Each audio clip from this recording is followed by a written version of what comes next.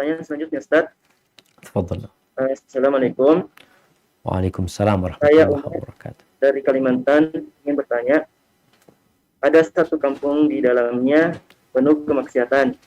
Tapi ketika kita menyampaikan kebenaran pada mereka, mereka tidak mau mendengarkan, bahkan mereka mengatakan kita ini teroris. Apakah saya meninggalkan kampung itu atau tinggal saja, tapi takut turun azab, Ustaz? Jazakallah khair. Takut apa tadi? Takut azab, Ustaz. Nah, ahibati fillah, tugas kita tatkala nih mahasiswa umpamanya kumpul di satu tempat, ternyata di tempat itu dilakukan kemaksiatan. Apa yang harus kita lakukan? Wa tawasaw bil haqq wa tawasaw bis sabr. Maka kita memberikan nasihat kepada mereka, mendakwain mereka agar mereka meninggalkan kemaksiatan tersebut. Karena Rasul sallallahu alaihi wasallam mengatakan, man ra'a minkum munkaran falyughayyirhu biyadihi. Yang melihat kemungkaran hendaklah dia merubah dengan tangan. Ini untuk yang punya kekuasaan, dia bisa merubah dengan tangan. Yang punya kekuatan. Fa in lam yastati, kalau nggak mampu maka dengan lisannya. Dia sampaikan dengan lisannya. Tapi yang punya kekuasaan seperti polisi ketika melihat orang sedang main judi, dia bisa tangkap tuh orang-orang. Tapi kalau kita nggak bisa, kita nggak punya kekuasaan.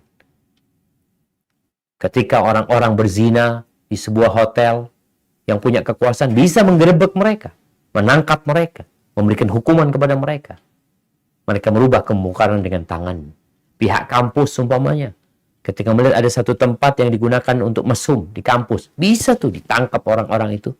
Mungkin mereka diskors atau mereka di DO. Ada kekuasaan. Yang nggak mampu dengan lisannya, sampaikan dengan lisan, dengan adab dan etika. Kita harus lihat kondisinya orang-orang ini gimana. Karena ada yang perlu berbicara dengan lemah lembut. Nabi Musa ketika diperintahkan untuk berdakwah, mengajak Fir'aun, apa yang terjadi? Subhanallah. Yang terjadi itu diperintahkan untuk berucap qaulan layyin. Perkataan yang lemah lembut sama Fir'aun.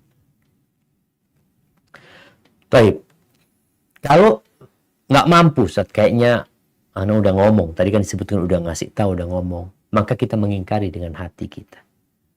Mengingkari dengan hati itu ada konsekuensinya. Apa konsekuensi mengingkari dengan hati? Membenci perbuatan yang dilakukan dan meninggalkan mereka. Membenci dan meninggalkan mereka. Ini konsekuensi dari mengingkari kemungkaran. Tapi kalau kita tetap di tempat mereka, ya azab Allah akan turun.